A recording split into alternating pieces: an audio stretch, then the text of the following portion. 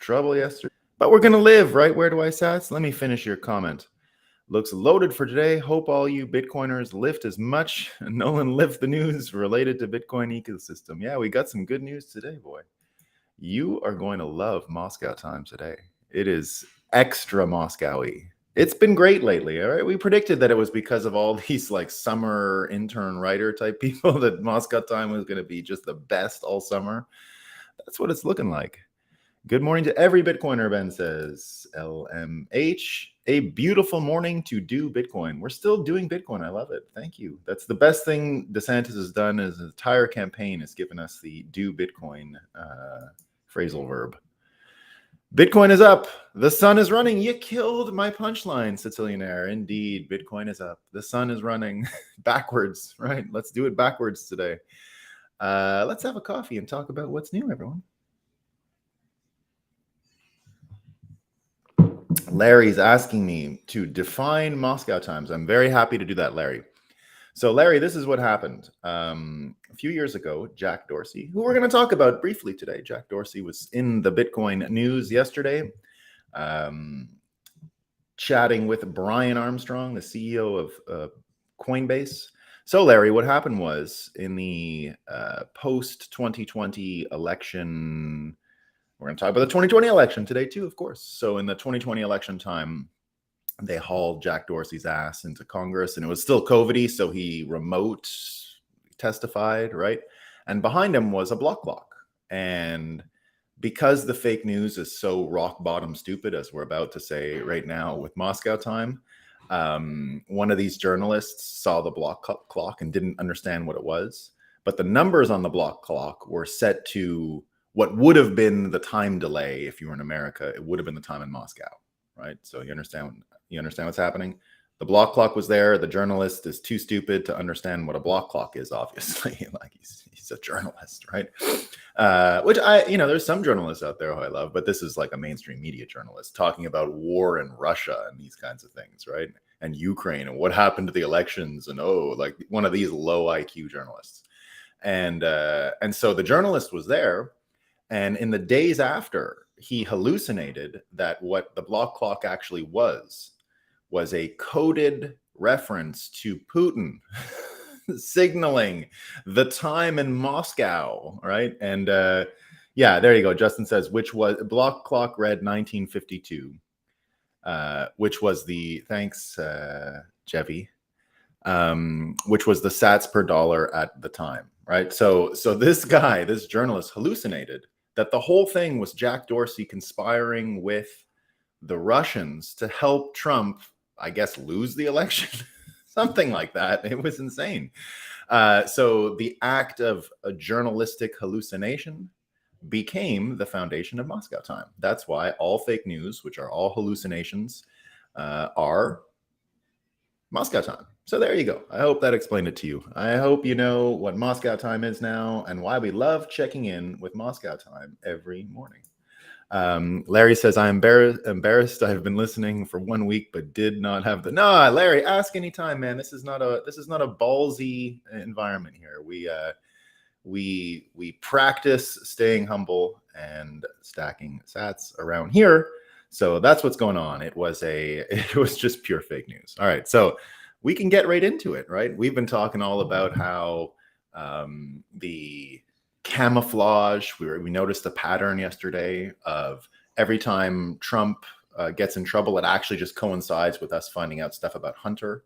And Axios, who's not a normal participant in Moscow time, they're making, I don't think it's their Moscow time debut here today, but you don't usually find fake news in Axios or as much fake news as others. And I don't even really turn to Axios to go hunting for Moscow time in general.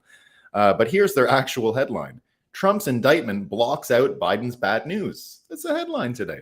Trump's bombshell 4-count indictment over his attempt to overturn the 2020 election monopolized media and political attention, overshadowing a string of not so great stories. Not so great. They're not so great, guys. Biden, not so great. Pardon me. Of course, The Atlantic had some great ones, right? Trump's threat to democracy is now systemic. The long-awaited federal indictment of Donald Trump for his efforts to overturn the 2020 election may be necessary, guys, and may be necessary to contain the threat to American democracy that he has unleashed. But it's unlikely to be sufficient. They need more indictments, more. They're saying more. It's not enough. It's unlikely to be sufficient. For the first time in our nation's history, the dominant faction in one of our two major parties has repeatedly demonstrated its willingness to accept anti-democratic means to advance its interests. They're not talking about Biden. They're not, right? Just so you know. Just so you know. This one's really tight. This is nice, right? This is trying to give Liz Cheney, Dick Cheney's daughter, right? A hero of the Atlantic now, right? The Cheneys are now just like the best people at the Atlantic. So they have an article, The Triumph of the January 6th Committee, The Triumph. A hefty portion of the indictment, though not all of it, draws from the narrative set out by the House Select Committee on the January 6th attack. In that sense, the indictment is an extraordinary endorsement of the committee's work. All right, so here's that was all just like kind of light, gentle Moscow time, right? Here's the kicker. This one comes with it. This is the thing that really brings the room together. This is the big Lebowski carpet. You're about to get the big Lebowski carpet, right? Fitch downgrades U.S. debt on debt ceiling drama and the January 6th insurrection. So America's debt rating got downgraded from AAA to AA yesterday. Europe is still cool, though, they said. No toxic debt over in Europe. So only America got the AA rating, right? Pardon me. And here you've got, this is from CNN, right? Actually saying that it's the January 6th insurrection that caused it. Yes. So good. So tight. All right. Here's a more typical. We're going to talk all about the stuff and Trump and all that later. We got a little more Moscow time to go. So this one is, this was a user shared. This is user sourced Moscow time, which I love, right? When you see Moscow time, please feel free to send it to me or tag me on Twitter. We love it. Weekend lions could be bad for you. Sleeping longer can increase risk of heart attacks, obesity, and strokes. Major study finds, right? Don't sleep, guys, right? Now let's just catalog what they've told us is no good. Weightlifting, very, very bad. Don't do it, right? And it's also a little bit white supremacy, right? So it's not only is it going to kill you and give you a heart attack, it's going to make you a white supremacist. That was last week.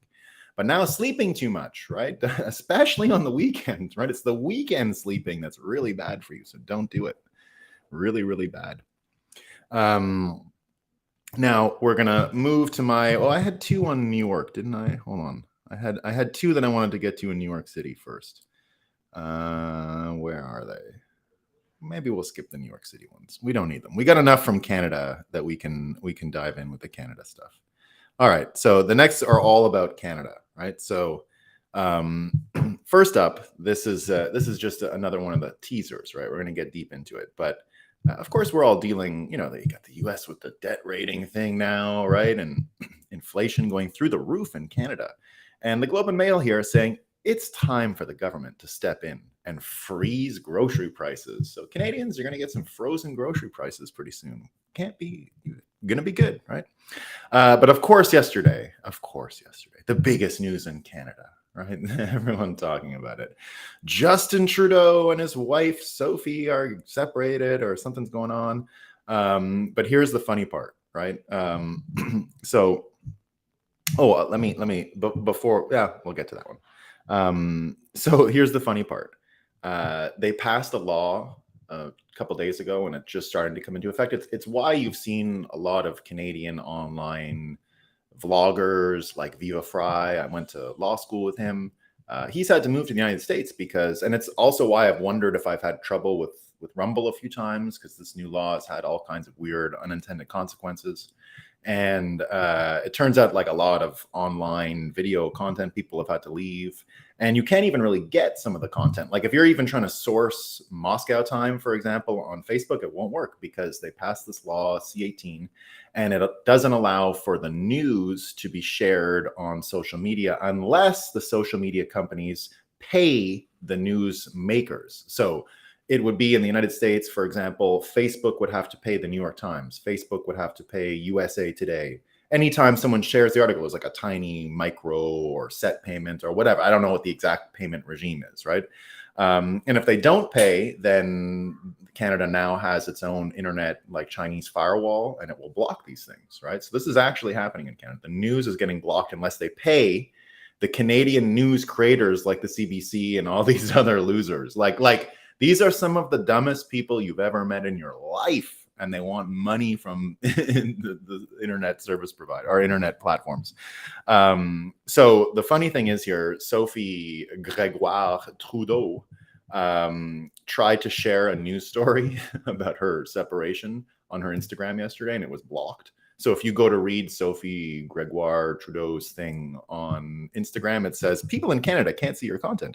This account is a news publication. Content from news publications can't be viewed in Canada in response to Canadian government legislation. So all of this stuff is going on, right? They're talking about stepping in and doing the groceries and all this stuff, but no one can read it and everyone's got to leave. And then you have this, she's actually my congresswoman, my member of parliament.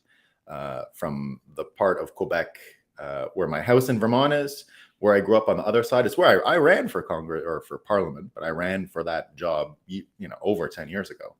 And so the woman who's there just got cabinet shuffled, they call it. She got a new job and she's in charge of this stuff now. And so she came out with a statement yesterday, and I'm not going to read you all of it because, again, it just shows that these people don't understand how the world works, right? They thought, oh, they have so much money at Google and Facebook. They're going to pay the valuable Canadian news service, right? They're going to love it. So this is what she says. They would rather block their users from accessing good quality and local news instead of paying their fair share to the news organization. So they're all crying, the world is watching Canada. Everyone's got to pay. They're going to stand their ground, though, guys. They're going to make sure that Canadians get access to all of Moscow time. If you can't get Moscow time in Canada because of the ban, you'll come here. I'll get it from you from the United States. I had one story out of order here, and it is a Moscow time story. And you got to watch the language here. So, because this is how fake news almost always works, right? Little switch of language or whatever. But here's the story. Canada's new justice minister to tackle perceived lack of safety from crime. The perceived, it's just, it's crime, but it's just perceived lack of safety. So there you go. This is what's going on. Who killed the Canadian news industry? And Aaron Woodrick, a fellow I went to, I was a Conservative Party intern with many years ago, when the government of Harper was first formed in the first weeks of the Harper government. And he's pointing out here that this is, basically unbelievable that the Trudeau government is even using the divorce now to not talk about the C-18 and all these crazy things that have happened, and influencers leaving and content creators leaving, and no one can read the news and all of these things. And Aaron Woodrick here saying, huge fiasco, and they're going to probably screw up this groceries thing. So wait for that, right? Looking forward to that. All right, so today's theme, right? We're going to move into the theme section. That was our Moscow time for the day. Our theme today is Daddy is Coming Home. I meant to put from war. Dang. Oh, well, it's a little off. Daddy is coming home from war, and he likes Bitcoin, right? And borrowed off of Scott Adams, who's been talking about the Daddy coming home frame lately, right? So Daddy coming home has been his sort of frame all week. And it struck me that you can start to see that frame and you can apply it to Bitcoin in a really neat and interesting way. And it looks like this. So yesterday we saw Tucker Carlson get a huge interview with Devon Archer, right? So Devon Archer was the guy who testified on Monday, and we said here on Monday morning it was going to be a big deal, and it looks like it was, right? So Devon Archer came out and said, no. Joe Biden has spoken with Hunter many times. He said 20 in this interview. He said 20 in the thing the other day. In the end, what that more or less proves is that all this stuff about Joe Biden saying I never talk business with my son, totally fake. And all that it opens up. It's not that we found anything new. It's the Devon Archer testimony is going to allow for Republicans to go to the White House and get a statement from Joe Biden, which he'll lie in. And the moment he lies, they're going to impeach him. And they're going to have an impeachment thing, and it's going to be a big drama. So as far as I can tell, from everything I see in the way this stuff is working out, Joe Biden is over. Like, it's done, right? This ain't going to get repaired. They're not going to be able to dump enough fake news onto the system. They're not going to be able to douse these flames. This is real, and it's changed the battlefield, right? So just anytime you see Joe Biden now or Hunter Biden, just ignore them. They're not in the game anymore, right? They're off the field. They're destroyed. They don't count. So, but nevertheless, what he described yesterday, what Devon Archer described in the Tucker Carlson interview, was really interesting because it shows the normalcy through which influence peddling and all of this stuff helps DC go around. And you can see from this one letter that Tucker Carlson, we've never seen it. Tucker Carlson picked it up and Devon Archer confirmed its authenticity. And this is what happened. So in the letter, it's just 2 paragraphs long, and it was written over 10 years ago when this fella, Devon Archer, was, in his mid-30s. He's sort of normal, young professional. And the vice president of the United States said the following, right? So if you haven't seen this interaction, it's incredible, right? So this is what happens. Tucker says, he's the vice president. So the person in the letter, right? Just so I'm not sure if this is Charlie Kirk's breakdown of it. So after confirming Joe Biden met with Devon Archer around 20 times, Tucker Carlson unveils a never before seen letter from Joe Biden to Archer, clearly establishing Biden's ultimate knowledge of his son's foreign business deals. Tucker, he's the vice president of the United States and he's talking about foreign business deals with you and thanking you for that. Archer, at the time, I think I hit the jackpot, but obviously as time has told, being a little bit too close to the sun ends up burning you. Tucker, these are not business guys. This is the vice president of the United States. He's not allowed to be working on business with foreign governments while he's vice president. I don't think.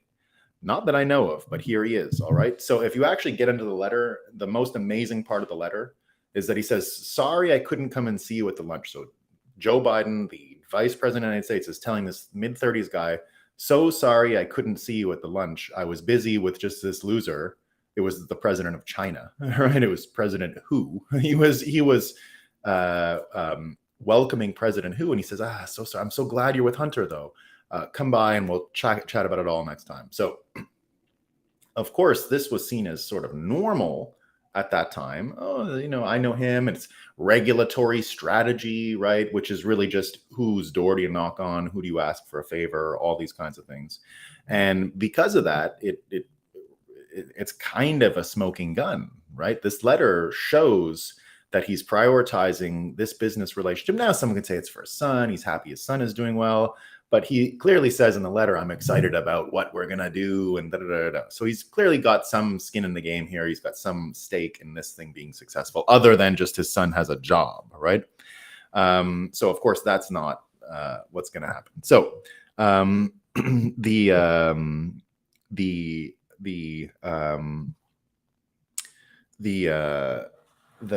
idea here, though, is that you can kind of feel this vibe shift when you look at this, right? When people start opening their eyes to what actually is going on in Washington, D.C., as far as these business models go, it's going to turn into a situation where, just like Bitcoiners, just like we here in this space in the Breakup have been figuring out that you should pretty much ignore all news, all mainstream media, because of it, it's got, it's spin, it's pushing you in the wrong direction, it's making you angry, making you sad. That's exactly what we're trying to get away from, why we meet here every morning and why we talk about this stuff.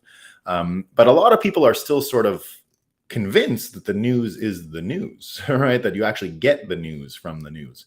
And only now is it becoming obvious to more and more people. So as I'm saying, us Bitcoin people knew for a long time it was a lie, right? But now that people are starting to see that the news business is exactly what Bitcoiners have been telling you it is, a big scam in order to keep this psychological state perpetuating forward, right? This system that we have, because it is so shocking for some people once they open their eyes and see the news is nothing like the news. If you thought for these years you were getting like, these are the things we talk about and here's the news, it's not that way. And because things have gotten so crazy with Hunter and Trump and all of this stuff, you're actually seeing the machinery at work now. Like, when we showed the weird preponderance, for example, of the Hunter Biden stuff coinciding with Trump indictments, right? It's very hard to unsee. And once you see how the system works, and I think that's one of the great things why we should always be thankful for COVID. It's sort of supercharged our ability to see the machinery, right? We often use the Wizard of Oz analogies, right? Wizard of Oz, what's behind the curtain? And of course, remember what was actually behind the curtain. It's not just that it was a human there, right? It's not just that it was a human there.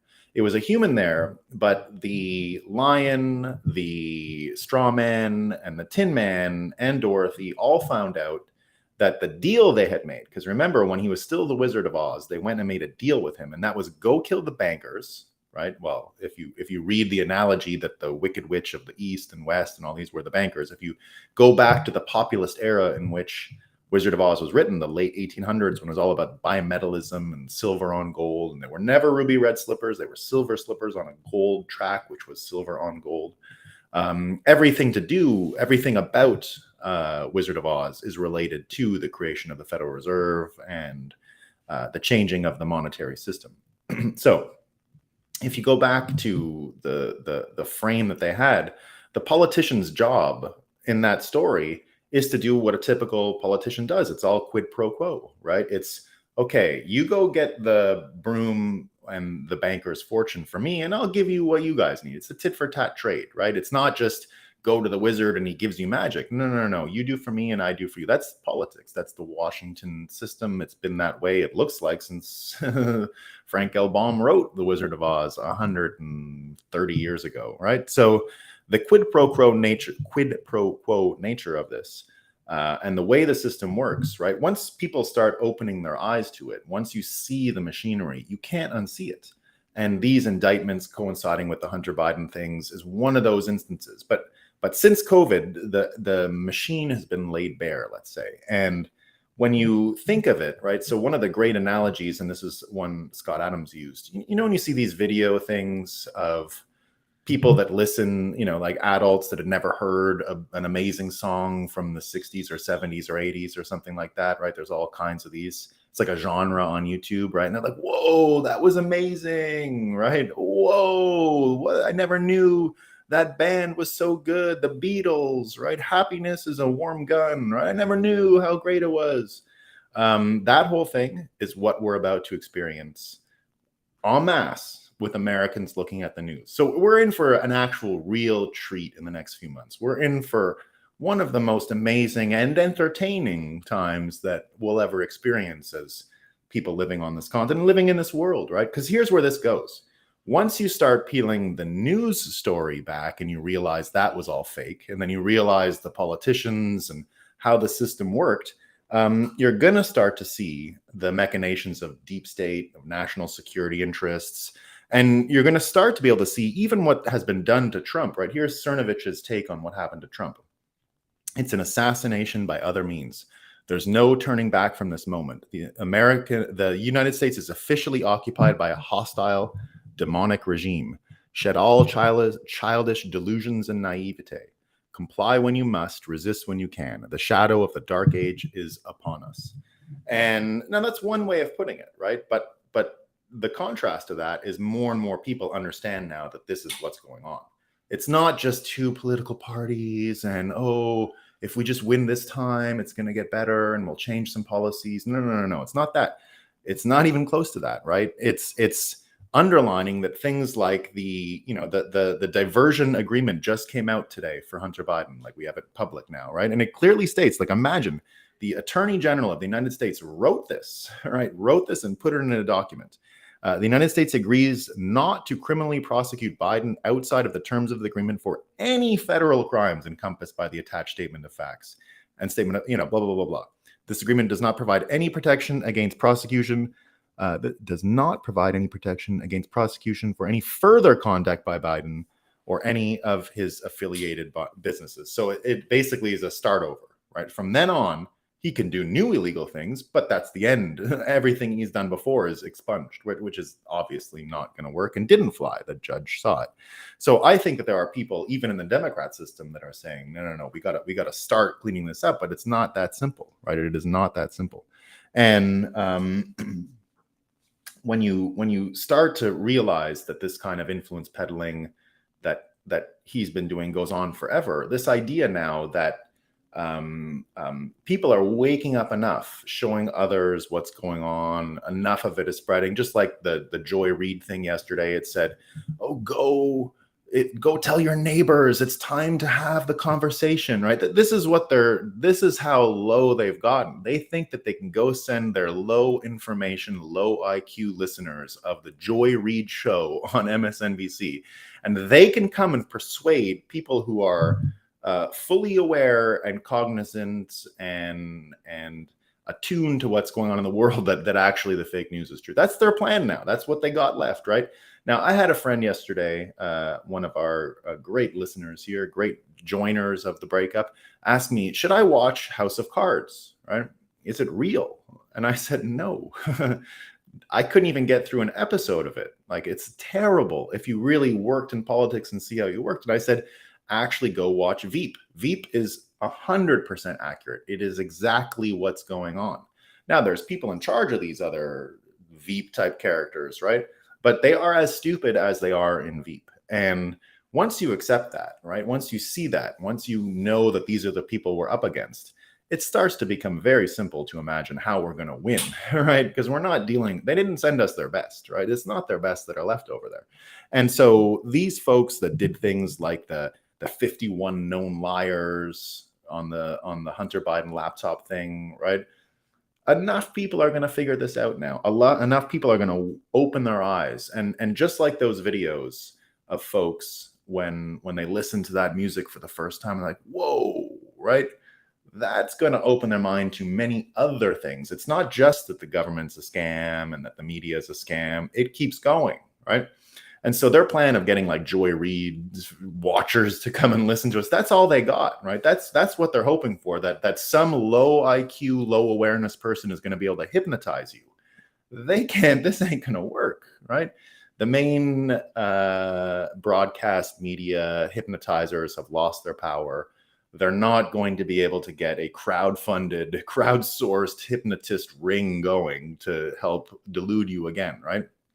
Now, for all of us who end up encountering this, right, the only thing you can do now is mock and laugh. And that's the good news. We're at the mocking and the laughing stage of the game, right? You don't engage the neighbor who comes and tells you, oh, Trump he's a conspiracy. He's a seditious. He was trying to overthrow the United States, right? And ignore our elections, right? You can literally just laugh in their face now. And you have to, right? It has become a laughing matter. An actual laughing matter. So there's what Cernovich here is saying is potentially true, right? We are under this hostile foreign regime, but the answer is going to be laughter. Laughing at these guys is going to be one of the best things you can do. If any one of their low IQ, low information, low awareness Joy Reid voters or watchers comes and tells you, well, you got to change, it's time to have that conversation, you can literally just crack up and then say, well, okay, you got what else you got, right?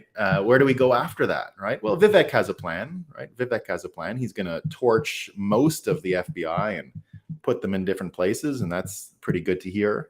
So there's big news about those things that are coming quickly. But here's the other piece of big news, right? And this is I think what is most important about this, when I say that people are opening their minds, and once people do that sort of oh my God, the music I never knew existed is amazing, right? Once they start opening their eyes and you see more and more people have that, we're going to have an opportunity to talk about everything, right? Everything that has been going on for these years. And here's one, right? We talked earlier about the Fitch's downgrade of the United States debt rating, right? They're now a AA.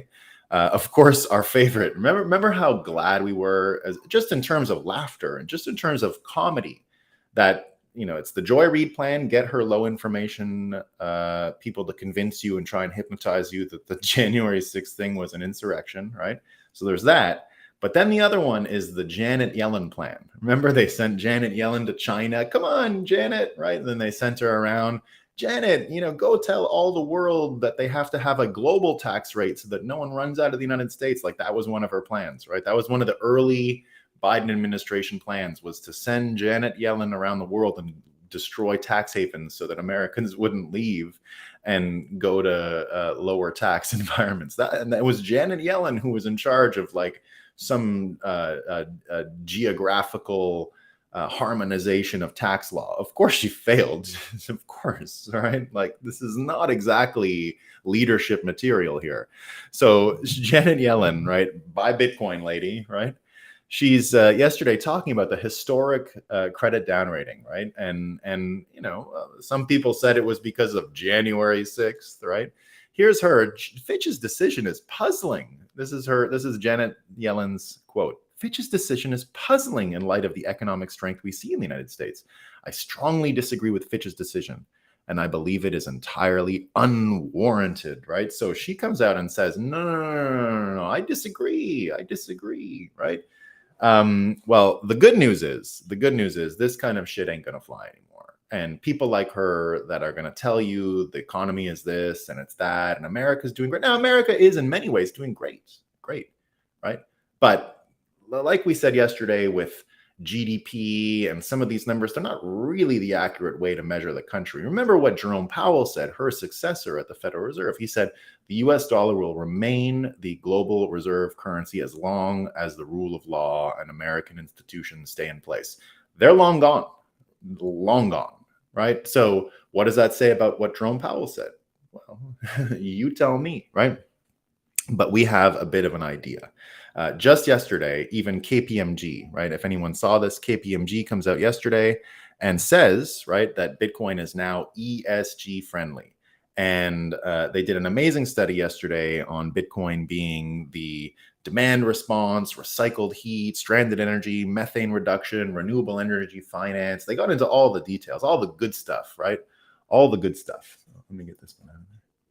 They've been there doing all the good stuff, right? So I got a lot of comments today. I'll get to those. So this report comes out, right, at the same time as the Financial Times reports yesterday that companies rated highly on ESG metrics pollute just as much as lowly rated companies, researchers found, right? That should have been in Moscow time today. I had just placed it improperly. So this idea then that once people start realizing what's going on with media, politics, right? It kind of doesn't end there. It kind of keeps going. And it's the same story. So once you see people starting to get addicted, because it becomes addictive, right? When you do this game of listening to music and then, oh, it's so good, right? I never heard it before, amazing. That game actually will continue. Like, you get addicted to that feeling and all that stuff. So once you start having people wake up, let's say, at the rate they're about to, and the rate they already are, I think it's happening very quickly. I think the UFOs, I think that whatever has happened on Twitter since Elon bought it, and the amount of people, that's why, daddy's coming home from war. You're getting a lot of people now that were like, no, now it's finished. Right. And that's where you get the Joe Rogans. And that's how you get, Joe Rogan in the 2020 election. You still didn't really know who he was voting for example. It was still kind of controversial at the time, or it was still perceived as, you wouldn't say you supported Trump out loud, let's say. Right. I think though that planet is gone. That planet is long gone.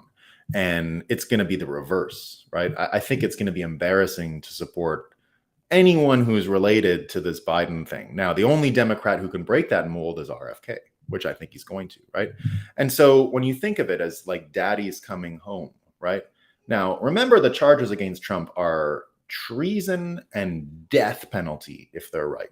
For mind reading him. Remember, his belief is that the election was stolen, right? So the whole thing about the Trump indictment yesterday relies on that. It relies on him knowingly, remember that, right?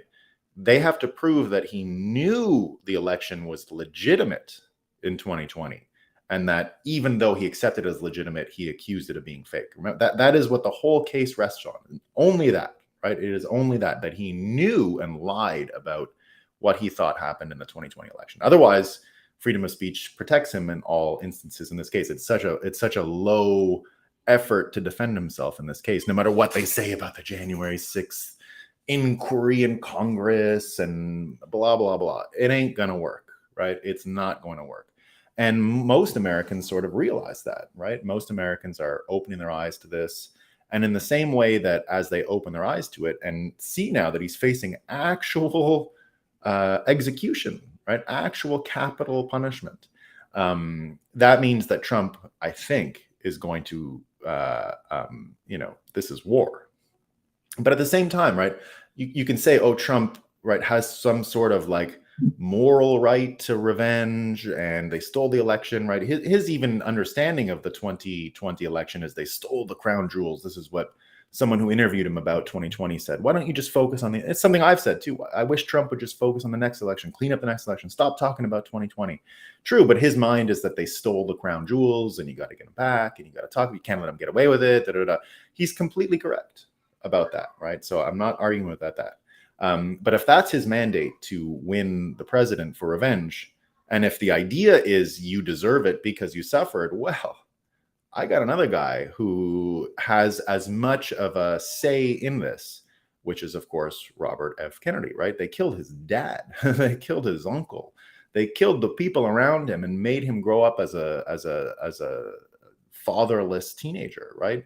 And you saw the drug problems that came after and all of these things. So, because he became a heroin addict as a teenager, right? RFK was a heroin addict as a teenager. And one of RFK's best, we don't even really touch on it much. He did it one time and mentioned on the Bill Maher show that he would create these sanctuaries to get off drugs in the countryside, like farm type sanctuary things. Because, of course, in America, there is no place to go if you're addicted, right? Like you can leave and they can't do much. And there's not really that service, right? You might think there's a place where you can go. There isn't really, right? So the idea that he's going to make these towns for people to get over drugs comes from an honest place. Like he was an actual addict, right? So an important thing, I think, for what's going on in America, because it's one of America's biggest needs for healing and getting over this stuff.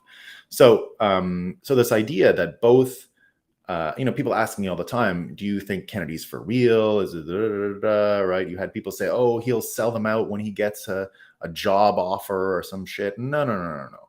You get Trump and you get RFK. Both are coming home from war. This is coming home from war, right? Now, what happens when a man comes home from war, just like in Odysseus, just like in Ulysses, just like in the Odyssey? What happens, right? Did Ulysses just say, well, it sucks that my wife has been taken by this other guy and everyone is going to run this island now and I'm gone? No, right?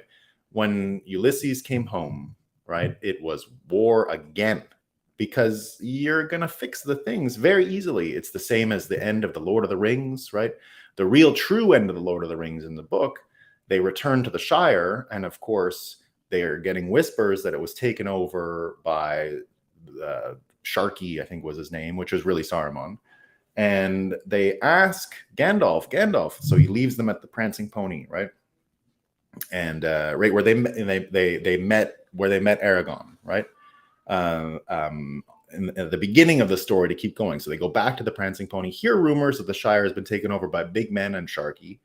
And they say to Gandalf, the four hobbits, Gandalf, come on, we got to go, right? Let's go get them. And Gandalf says, don't you know what this was about? I can't come with you. You're on your own now. These are your own problems, right?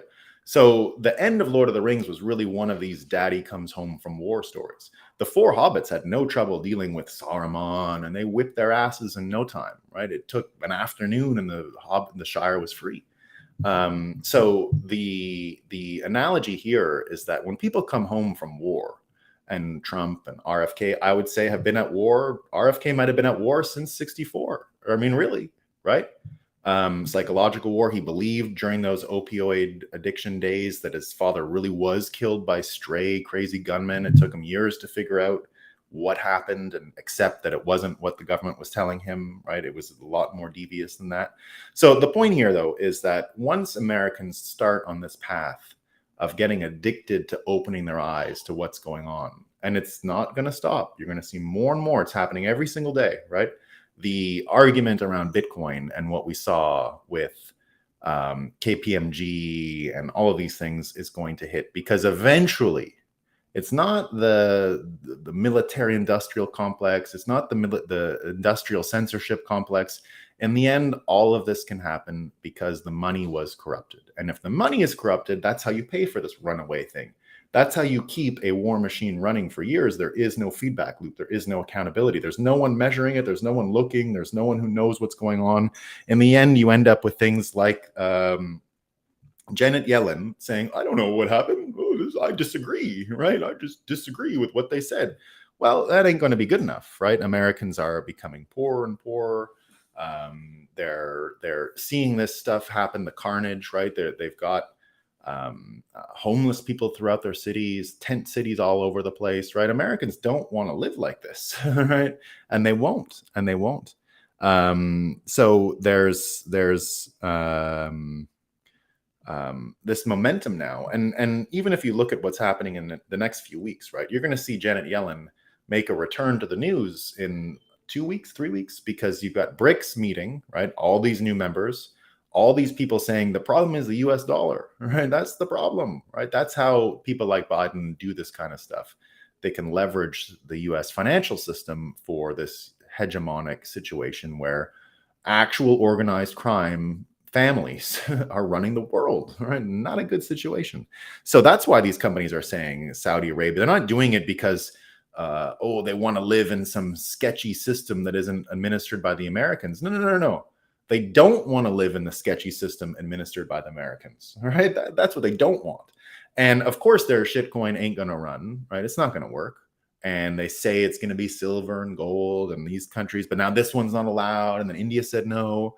There's only one way out for this: the non-political money, right? The non-political money is coming. And it's coming to these people. It's coming with what Michael Saylor said yesterday, right? Michael Saylor bought a shit ton more Bitcoin yesterday.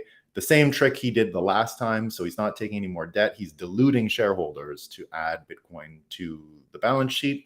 I don't know anything about it. MicroStrategy went up. Looks like some people are happy. Maybe some people aren't. But of course, on that show, he comes out and says, look, the whole world is waking up. Bitcoin is the most interesting asset in the world. It's the most interesting international asset in the world. And the reasons for that are pretty simple. So as people wake up and as you get people that are not going to hesitate, I don't think, for example, Michael Saylor is going to equivocate in politics again this year. They fucked him with the tax thing, right? I think Michael Saylor is going to be clear. And I think you're going to have more and more people who are going to be clear. I mean, all of these politicians were at Michael Saylor's house in Miami when we were there, and friendly, having a nice time, talking about stuff and all of that. So I think you're going to see more and more of it, and it's good news, guys. So look, the idea here is that you're going to get people who are going to take way more chances. You're seeing a situation like Ulysses, like the Odyssey, like the end of Lord of the Rings, where there's men coming home from war, and they're not here to fit into this shit system. They're ready to rip it all up. And here's the fun thing that because we talk a lot about, I wish RFK and Trump would form one ticket, right? Yeah. I say it's impossible for one party, but here's something that I think might happen. Right now, the very low chances, but this is where my mind is headed these days, right? Because I can see a lot of the conflict ending before the vote. Like, I don't know if I think the conflict is ending before our eyes, right? I think the US election, that the future is becoming very easy to predict now. Even the Bitcoin stuff is becoming clear as ever. 2024 is the year of Bitcoin. It is the year of rebalanced global trade. It is the year we finally turn off the aircraft carriers and the military industrial complex that hasn't been shut off since World War II, but we shut it off in 2024. It's becoming clear. It can't persist. And the only way it persists, there was a vote yesterday. I don't know if you saw it. Roseanne Barr was on the Tim Pool show with Michael Malice. And Roseanne, I love Roseanne, right? She's a national treasure, another one of these people that has to be celebrated when World War III is over. Huge fan of Roseanne. And Roseanne said there's not going to be an election in 2024. There's no choice. They can't win. They have to put the boot down. You get Cernovich saying things like that from time to time. Some people think that's true. Michael Malice said, absolutely not. They made a $1,000 bet saying there's going to be an election. Tim Pool said, I don't know. I could see how there wouldn't be. Now, I agree. There's only two options now. There's got to be no election or a wicked scammy election, right? Even scammier than 2020, or there's no election. Now, Michael Malice said they're going to do a scammy election, right? They don't need to. And that again, is the number one red flag you should always worry about that you see around you right now, right? That doesn't even look like the Democrats are trying to campaign at all, right? It looks like they're fine. They can get Joe out, put Gavin in, and pretty much believe they're going to win, right? That's what I'm seeing anyway. So that's sort of the major red flag out there. But Biden is not. He's not in the game, right? And I don't think Gavin can beat any one of these people, right? So, and I think RFK could destroy Gavin easily, right? And even with all this shit against him, even with it all against him. So here's what I'm thinking. The pressure gets relieved sooner than anyone is even thinking. We don't even get to the dark times of the election and what's going on and Gavin and they're going to cheat again. I think you end up getting Kennedy because he's the only one out there, right? Well, who are they going to replace him with in the Democrat thing? He's in second place. He's winning in all the polls. His favorability is higher than Trump. So what you get is, and it's always what I predicted, that RFK can do to the Democrats what Trump did to the Republicans. And I mentioned many times what people like me who aren't really Republican, but what we love about Trump is he destroyed the Republican Party. Someone needs to destroy the Democrat Party now, and that's how we can move forward. RFK can do it. But here, this would be an interesting thing. I don't think it's going to happen. It's like a 1%. But look at how amazing the world is going to be soon, and different than it was. But I could see this happening, right? Imagine if, because I don't see them fighting. I don't see RFK and Trump fighting. If it's those two people who get the nomination, there's no fight between them. What they could do is offer Americans this weird choice where there's one ballot where Trump, the Republican ballot, Trump is the president and RFK is the vice president, and the Democrat ballot where RFK is the president and Trump is the vice president. I don't think it's going to happen, but that's the kind of creative thing you could see, and we could see the tensions in the 2024 election come way down once we get through this stuff, right? That's the best case scenario, and it could happen. Now, the opposite could happen. It gets super dark because there's nothing, they're not going to accept this. There isn't going to be an election, like Roseanne said. If that's the case, I still don't think it holds, right? I think that this idea of most Americans now seeing the battlefield clearly and willing to do what it takes to stop this thing in its tracks and not let it go forward. So it looks like World War III is about to end. Unless anything else crazy and psycho happens, which could happen. All right, let me see some of these quotes. A lot of quotes today. The best part of the mock is the OPSEC expert double. And yeah. Jevi mentioning here that this guy who who hallucinated this wouldn't accept Bitcoiners telling him, no, you made an honest mistake, buddy. Let it go, right? No, I remember that. Axios stretching for the silver lining there. Yeah. Axios. Remember what they said, right? Oh, Trump's bombshell, right? It didn't make the news. What's this about? Tokens recently solving the trilemma? No. Nah, Ragorn, I don't know about any of these other ones. My feeling is there's a lot of room for experimentation, but and there can be all kinds of things on top. But there is not really a way to solve the trilemma, as I understand. Like we talk about in the voting systems, right? Maybe. I don't. I mean, have fun and speculate. I'm I'm one of these people who doesn't think you should. Like, I'm a big believer in generational financial crime, right? Like you got to, right? All these boomers who still read the news and are sitting on that money. If you sell them shit coins and you turn it into Bitcoin, morally I don't care. Right? I'm not one of those guys. I'm not one of those people who's going to sit there and tell you, oh, we can't let scams go in the market because what if people get ripped off? They're getting ripped off. There's nothing you can do. Like, and anyway, this wealth transfer thing, you got to find your way to get it into Bitcoin. So, I'm not a Hex guy, obviously, but all those people who bought Hex, well, sorry, like it was as obvious as you can imagine, right? If your time preference was so high that you wanted to get rich that quick that you were willing to give Richard Hart your money. No, I don't want to see young. Now, his was a particular scam because it did rely on really dumb people. But anyway, that's just my feeling, right? So if there is some legitimate shitcoin out there that isn't run by scammy people and is just not a bad idea, and I go for it. I'm not a big. I don't care about that stuff.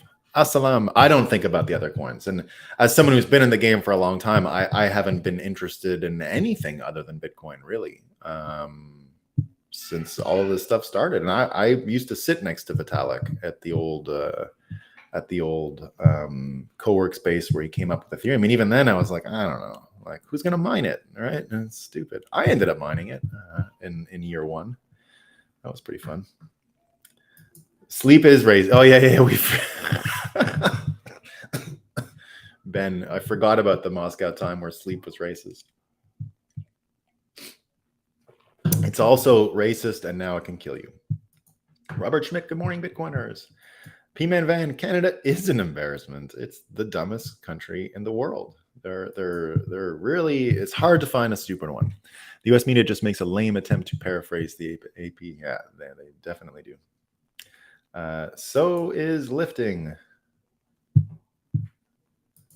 No, I am lifting is racist. Yeah. No, it's a waste of time. Get it straight, guys. Lifting is a waste of time. Can kind of kill you. Sleeping is both racist and can kill you, right? So there's different. Yeah, silly me. You're an ignorant Bitcoiner. Oops. Oh, I don't know where that went. Nap time for sleepy. Yeah. Robert, you're way behind because of I might quit over it. They allowed bone conduction ones, which are terrible, but your son has you on speakerphone during a Burisma board meeting. What are you going to do? Hang up on your son? Yeah. Have you guys seen the compilation yet? You got to see the compilation of people carrying water for Hunter. It's so good. It's another one of these with the clown music, It's really, really good.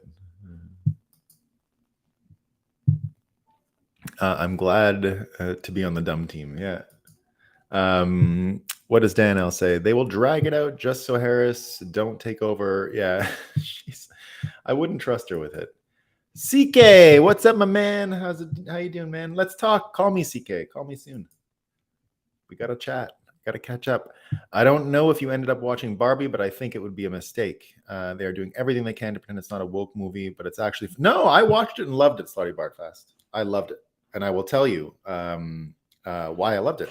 It's not what you think it is. I don't think it's misandrist. I don't think it's at all. Like what I saw, here's what I saw. Michael Knowles broke it down, and I thought Michael Knowles' assessment was entirely accurate. So first of all, the feminist world is not real and is stupid, and Barbie doesn't even... spoiler alert. Spoiler alert. What does Barbie choose, right? Motherhood, more or less, right? She chooses the real world and the patriarchy and motherhood, right? Because she doesn't go to... You think she's going at the end of the movie to a job interview. That's what it would have been if it was a feminist thing. No. She's going to the gynecologist, right? And even the idea of when the mother or the creator of Barbie is telling her, you can be a mother, right? And that's bigger. When they say, when she's in the real world and they say, no women work here, we do much more, right? Much more. It's literally a movie about being a mother over, to me, I saw a movie about being a mother first above any of this career shit. And then the Ken character, well, of course she can't get with Ken. He's a simp. He's an idiot, right? Now, he had an actual character arc and becomes a real human being by stopping from being a simp. That's an important message for a lot of men at this time. If you're one of these guys out there who's like, I can make a woman happy, right? If I just do more, right? Guess what? It's not how the system is built, right? Now, I'm 100% down with male, female, working together, growing together, all those things, right? 100%. And you owe your spouse, enough in that relationship. But I think what they showed in that movie was subtly genius, not an embrace of feminism. The Barbie world, which doesn't work, is the feminist dream. She chooses the real world, which was the patriarchy in their show, right? She chooses the patriarchy. She chooses, I think, subtly motherhood, right? So very major character arc. I thought the movie was actual genius, right? That's just me. But if you want a more in-depth, go look at Michael Knowles. He did a whole breakdown. He disagreed with Ben Shapiro's take on it and basically came up with that was my impression of the movie. So there you go. Your show is so good. How can we find you on Nostr to send some zaps your way for this value? I'm going to set that up today, Patrick. I had it set up on another server. I used a different wallet, but it never got drawn up in the Damus app. So I got to redo it on Damus, and I'll get a wallet attached. I'm working on all that stuff these days. All right.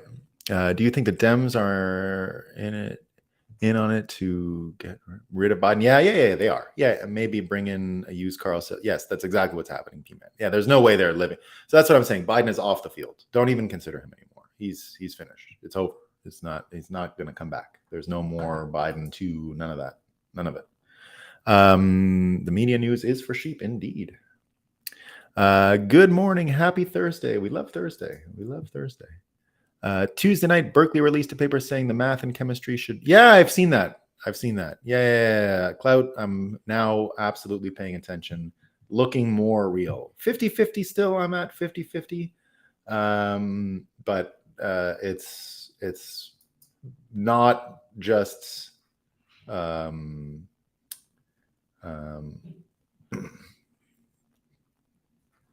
it looks real. Yeah. No American labs. Yeah.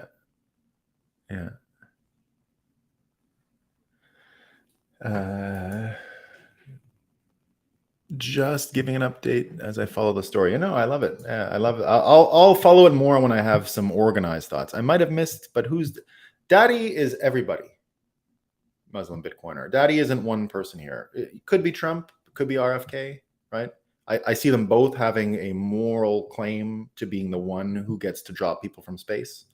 Both of them, I think, can make... I mean, that is what I hope the 2024 presidential debate, like the only tension I want to see between RFK and Trump running for president is who gets to be dropped from space. That's it. That's their only disagreement. I think Trump might be a little more ambitious with the space dropping people list, right? He might have a longer list. I feel like RFK is going to have a shorter space drop list. But he's dropping people from fucking space. And there's some people getting dropped. So Daddy it's a vibe, right? It's more like people aren't going to put up with it, and you can actually put your foot down now. There's enough firm information to absolutely put your foot down. And if you don't put your foot down, there's enough information to laugh, right? Like what does a dad do to stupid children when they have unreasonable demands? You laugh at them. You don't sit there and try and rationalize and argue with stupid children. You laugh, right? And that's our big weapon now. Anyone who comes to you and tries to convince you January 6th and Hunter Biden is just a story, just fucking laugh. These people are low information, low in awareness. They might as well be NPCs. If they turned off, it probably wouldn't, it would be the same, right? So you got to laugh at them. So daddy coming home is more just a vibe, right? That we're entering a world where real men are coming to fix problems, and they could be women, right? It's a vibe. It's a daddy vibe. But what does daddy do when he comes home and there's a party and everything's fucked up in his house? That's the it's the same as Ulysses when you come home from war, right? It's everyone on Ulysses' ship. It's everybody on the ship who came home, and all their wives are getting sold off to new people and all this stuff, right? So it's everybody on the ship, and it doesn't have to be men or women or anything like that, but it's a dad vibe. We're not going to sit here and equivocate about, oh, what did Janet Yellen say anymore, right? That's over. Right? They went too far. They're talking about killing Donald Trump. Right? They have actual charges. This isn't about arrest. They're going to kill him, right? So, nope, not happening. Not happening. And the good news is it opens people's eyes to all this corruption. And just like those video music genre of, oh, listen to the first time and react, that whole thing, that is going to spread into money. It'll go from media, politics into money. So this is incredibly bullish for Bitcoin. Because people's minds are going to be open. Oh, I didn't know that was true. Whoa, it's going to be that all year. We're in for the most amazing year in history. Like, here's the thing. I've had an amazing and successful life. Lots of cool things I've done. Even my 10 years of Bitcoin, every year has been exciting and interesting and full of travel and full of interesting stuff. And I continue to find myself in these amazing circumstances all the time, where I always take the time and say, look at this is amazing, right?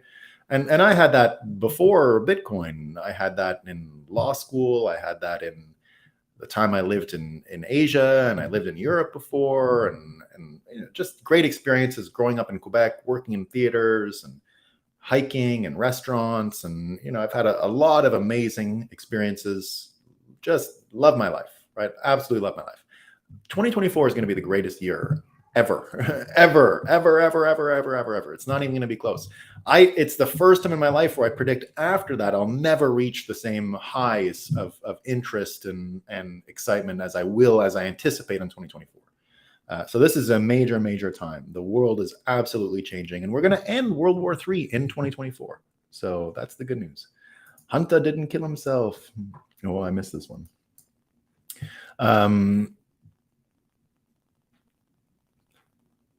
Record a video of yourself watching Budgie TV performance compilation for the first time. Yeah, maybe I will, Robert. Broken Brain Americans React, Manufacturing Consent, The Political Economy of the Mass Media by Edward Herman and Noam Chomsky, originally published in 1988. Yeah, really neat.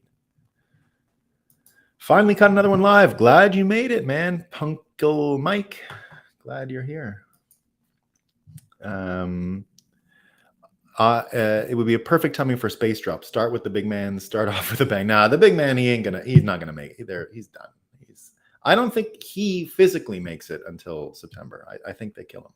I've been saying that here in the mornings for all week. So when it happens, I'm the first person in the world, I think the first person in the world to predict he will be assassinated. They'll call it natural deaths, but he's not making it. Let me just say Halloween. I don't think he makes it to Halloween. I don't think Joe Biden will not be alive by Halloween. That's how I see it. Now, it's not 100% chance, but I see it as definitely non-zero, and like not in it's like a 10% chance, right, that he's assassinated between now and Halloween. So I'm saying it like it's going to happen, but there you go. The laptop was the thing that flipped me. I thought it was fake. Once I saw it, I flipped. Wow, Glenn, that's an amazing story, man. Congratulations. It's not easy to do that, Glenn. Not everyone does it, right? What I'm saying is we're now at a point in time where more and more are doing it, but you got it early, man. Congratulations. Laughing at them is the simple, most impactful way to remove their authority. You have to laugh at them all the time. It's clowns, absolute clowns. Laughter or asking to explain it out loud, like you explained yesterday, works well. Yeah, absolutely, Clappy. The other one is just, oh yeah. The other one that I do, if you haven't heard it before, is just play dumb for a second. What? There was an insurrection in America? I didn't hear about it, right? And then make them explain it to you. They can't. They cannot. They cannot. If you argue with them, there was no insurrection, they'll win, because now you've already accepted the frame, right? Don't do that. Don't accept the frame. Play dumb, make them explain it to you, or just laugh, whatever you're in the mood for, right? The playing dumb is good because you're comfortable and they're not, and they didn't know they would be uncomfortable. They were so sure, and when they go to search for the logic, it's not there. They're convinced. So when they go to search for the logic and they go into the bag and they pull out nothing, they're surprised every time. They're like, this doesn't convince you? And you're like, yeah, sure. So that's how you do it. That's how you do it.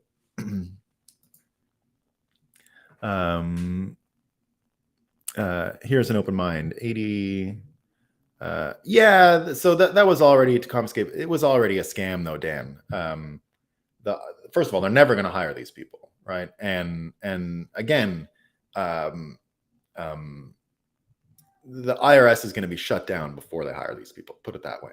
I've predicted for a long time that the minute you open your eyes to the Federal Reserve System, you'll understand why the tax system is there, and because the Federal Reserve System must have the ability to collateralize the debt on top of everyone's birth certificate. That's literally how the system works, right? It is birth certificate collateralization, and that's what is going to be stopped.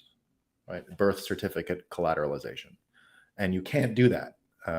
So from then on, yeah, and you can't confiscate Bitcoin unless it's on an exchange. It's not going to work, right? Let them try. I would please, God of the simulation, please deliver unto us an IRS that tries to confiscate our Bitcoin. We must have it in time for the 2024 party. We need it. We need to laugh at these people. And let them bring their fucking guns. Let them bring them, right? I'm pretty sure Bitcoiners can arm up in time. So I'm not worried about the IRS at all. They're not going to make it. Yeah, the symmetry is striking. They're threatening Trump with death, and Sleepy is about to be offed. Yeah, Sleepy is about to be offed. Trump only cares about popularity, intention, and relevance. Yeah, so what? I mean, but you're mind reading him though, Robert. You don't know what he cares about.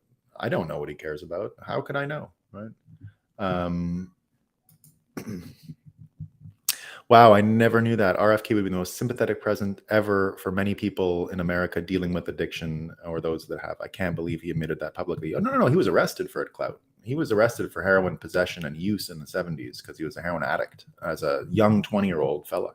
He says his first heroin experience was in the weeks following his father's death at 14 years old. No. He's to me, the heroin thing is it's the one thing I really don't. That's not that I don't like it about Trump. I respect it, right? Trump is a teetotaler, teetotal abstinence, doesn't drink, doesn't smoke, never has. And he does have sympathy because his brother died of addiction. So he has sympathy for addicts. But Trump's technique is the cold turkey technique, right? And it's a boomer attitude. It's a boomer attitude, right? It's not the right amount of empathy for what these drug addicts require. And only RFK has spoken about the drug problem in America. Now, I'm all for Trump dealing with it through China, getting the fentanyl out. He's 100% on that, right? With the Mexico thing and the China thing. So all of that stuff, Trump is great. But the connection to the addicts and understanding them and putting yourself in their spot, only RFK gets that. And RFK's plan, it's amazing. So remember what I said yesterday about Trump's future city plan? It's Trump's best idea, right? Building new future cities. It's what I've predicted Bitcoin is going to be driven by in the next epoch, right? Or 2 epochs from now, let's say. Next epoch is just about us consolidating the metric of Bitcoin as a global economic tool to understand what's happening in the economy. We'll start financing energy. Energy projects are going to use Bitcoin to get going. But the step after that is actual citadel building and new cities from scratch with Bitcoin at the core and the center of it.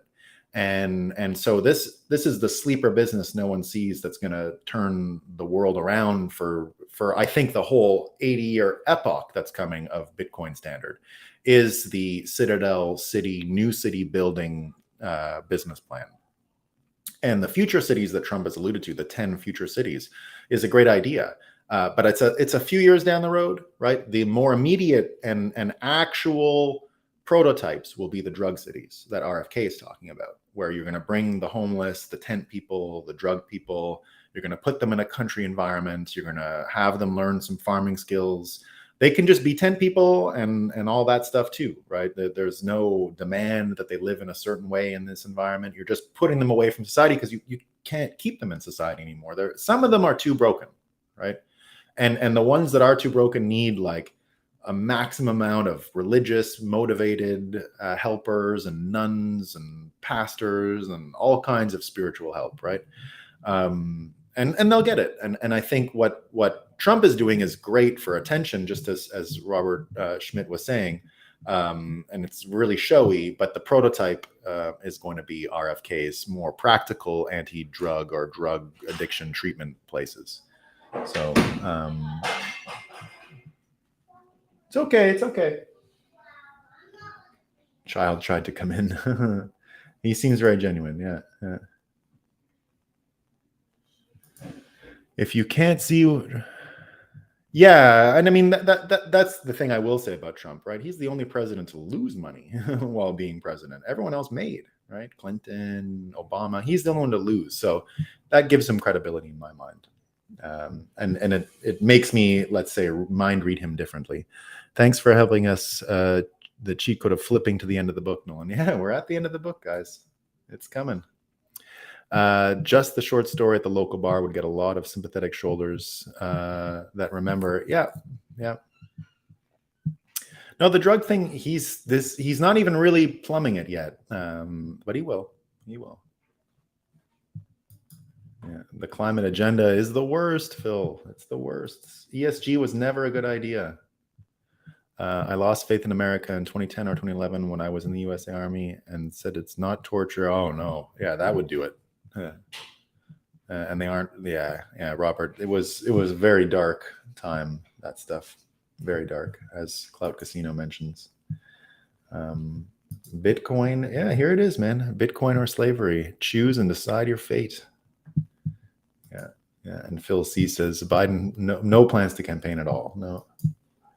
Ranked voting could fix a lot of problems with the uniparty. Yeah, I mean, the ranked voting thing to me, it's like thinking we can engineer our problems with politics, engineer away our problems. We can't, right? The only way we engineer our problems away is with re-engineering the money, and that's what we got to do. Lipstick on a pig fixing our political system. It's lipstick on a pig. It won't fix it, right? Florida is full of out-of-state license plates, usually just the snowbird months, but right now there are full-on hell summer, seeing a lot of cars from California tech. I wonder why. Election or civil war? Yeah, that's the choice, Veterans Canada. Yeah, that's what I see. Yeah, that's what I see. I'm not letting Michael say I stacked more.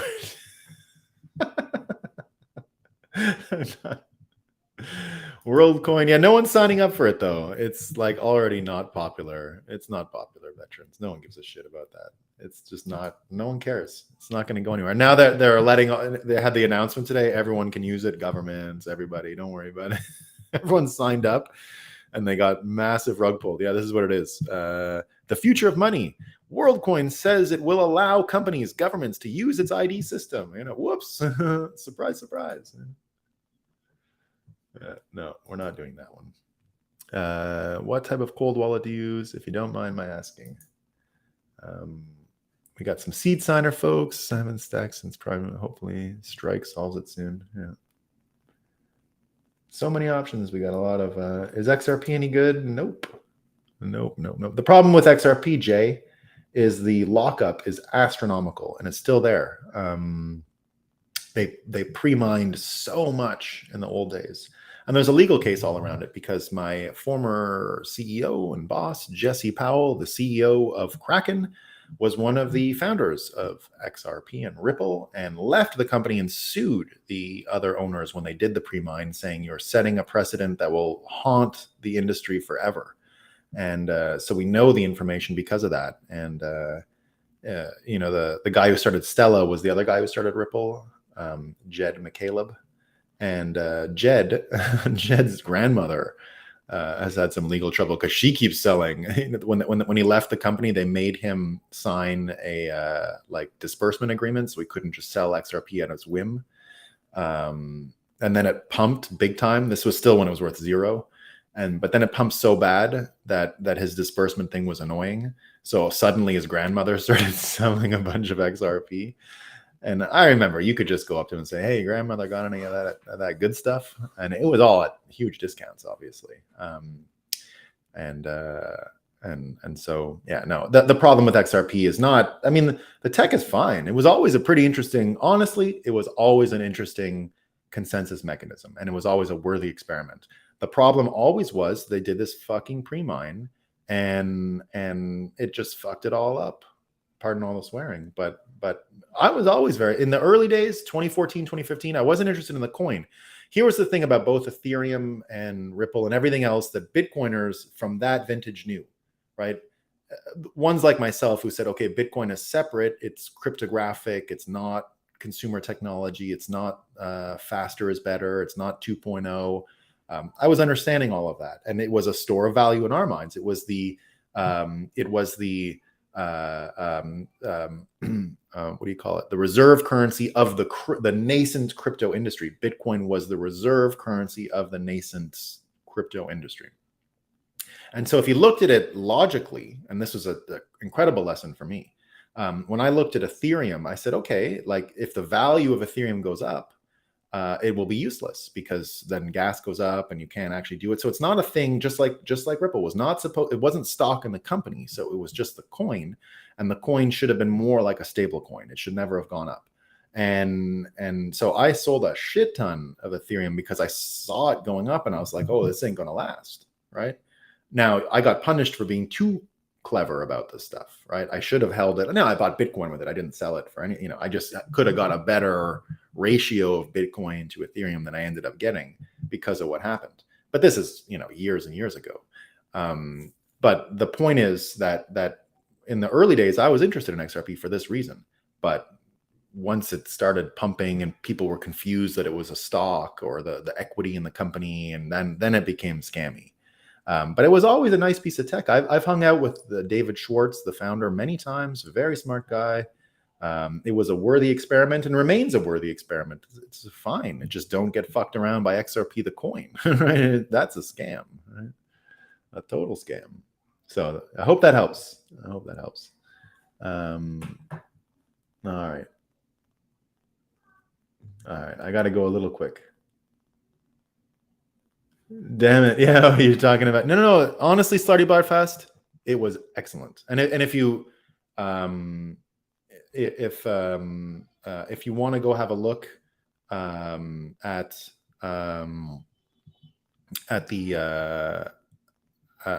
the Michael Knowles review, it's heavy spoilers, but he's got it right.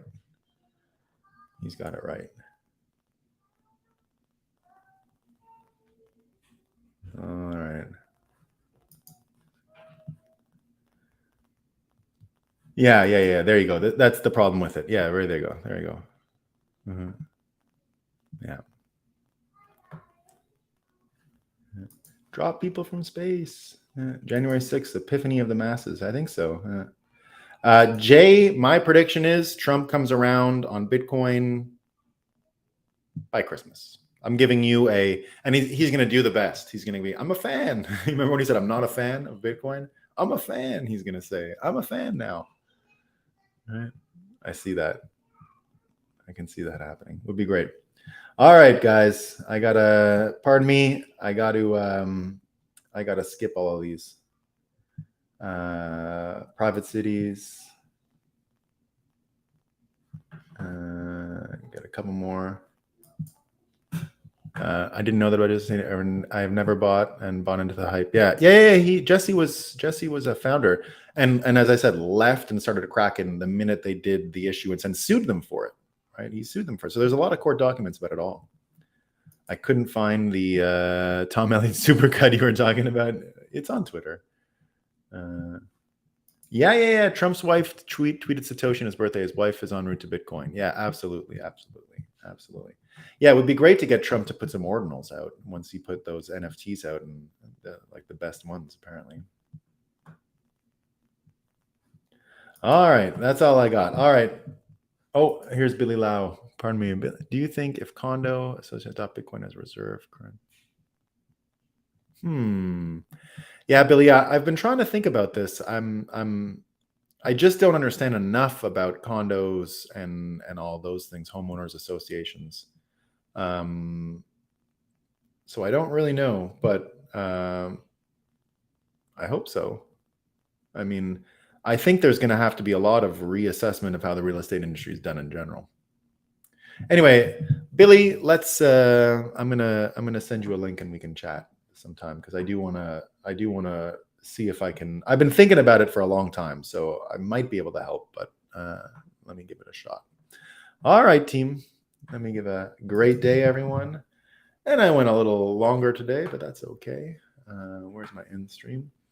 I will see you all tomorrow. I might be on the farm, might stay here today, not sure. But